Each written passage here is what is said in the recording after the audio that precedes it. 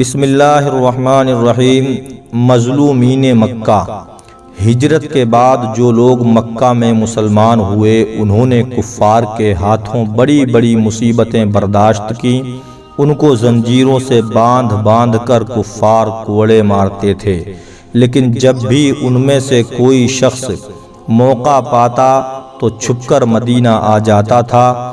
صلح حدیبیہ نے اس کا دروازہ بند کر دیا، کیونکہ اس صلح نامے میں یہ شرط تحریر تھی کہ مکہ سے جو شخص بھی ہجرت کر کے مدینہ جائے گا وہ پھر مکہ واپس بھیج دیا جائے گا۔ حضرت ابو بصیر رضی اللہ تعالی عنہ کا کارنامہ۔ صلح حدیبیہ سے فارغ ہو کر جب حضور صلی اللہ تعالی علیہ وسلم مدینہ واپس تشریف لائے تو سب سے پہلے جو بزرگ مکہ سے ہجرت کر کے مدینہ آئے وہ حضرت ابو بصیر رضی اللہ تعالی عنہ تھے۔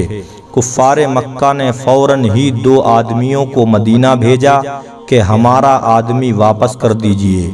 حضور صلی اللہ تعالی علیہ وسلم نے حضرت ابو بصیر رضی اللہ تعالی عنہ سے فرمایا کہ تم مکہ چلے جاؤ، تم جانتے ہو کہ ہم نے کفار قریش سے معاہدہ کر لیا ہے اور ہمارے دین میں عہد شکنی اور غداری جائز نہیں ہے۔ حضرت ابو بصیر رضی اللہ تعالی عنہ نے عرض کیا کہ یا رسول اللہ صلی اللہ تعالی علیہ وسلم، کیا آپ مجھ کو کافروں کے حوالے فرمائیں گے تاکہ وہ مجھ کو کفر پر مجبور کریں؟ آپ نے ارشاد فرمایا کہ تم جاؤ، خداوند کریم تمہاری رہائی کا کوئی سبب بنا دے گا۔ آخر مجبور ہو کر حضرت ابو بصیر رضی اللہ تعالی عنہ دونوں کافروں کی حراست میں مکہ واپس ہو گئے، لیکن جب مقام ذوالحلیفہ میں پہنچے تو سب کھانے کے لیے بیٹھے اور باتیں کرنے لگے۔ حضرت ابو بصیر رضی اللہ تعالی عنہ نے ایک کافر سے کہا کہ اجی تمہاری تلوار بہت اچھی معلوم ہوتی ہے۔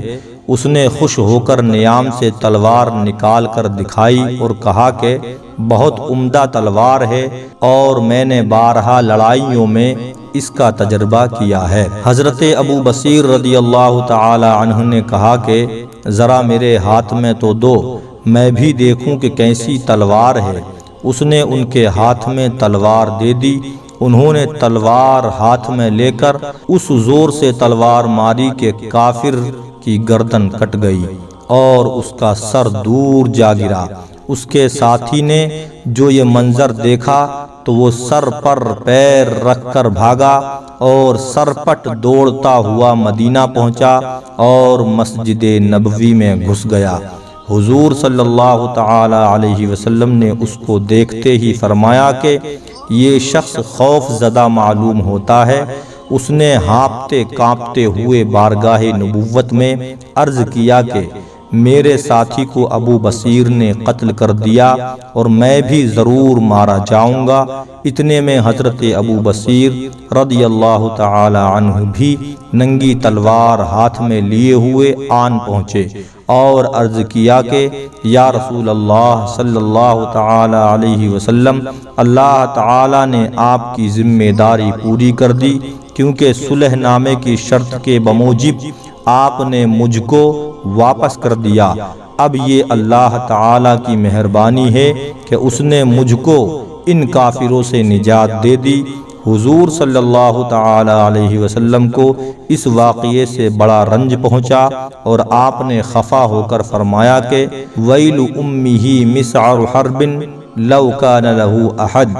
ترجمہ: اس کی ماں مرے، یہ تو لڑائی بھڑکا دے گا، کاش اس کے ساتھ کوئی آدمی ہوتا جو اس کو روکتا۔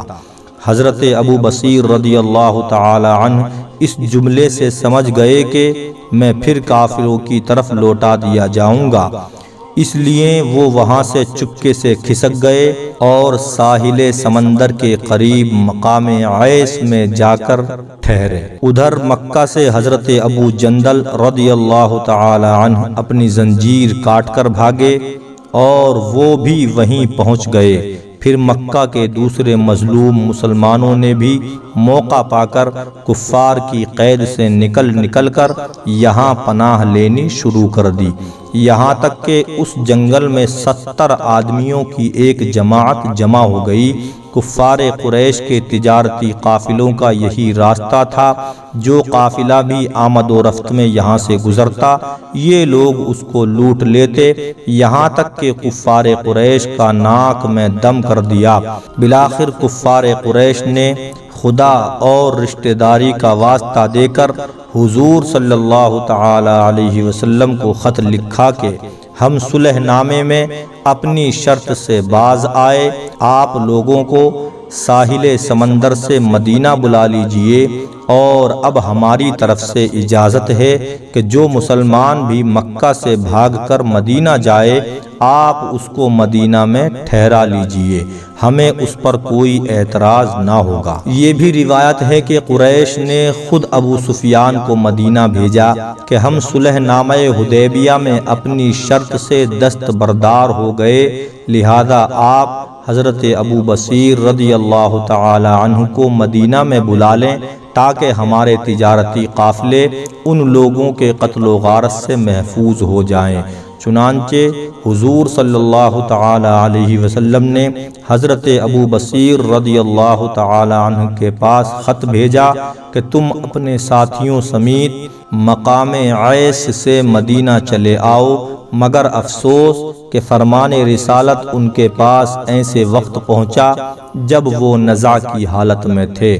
مقدس خط کو انہوں نے اپنے ہاتھ میں لے کر سر اور آنکھوں پر رکھا اور ان کی روح پرواز کر گئی۔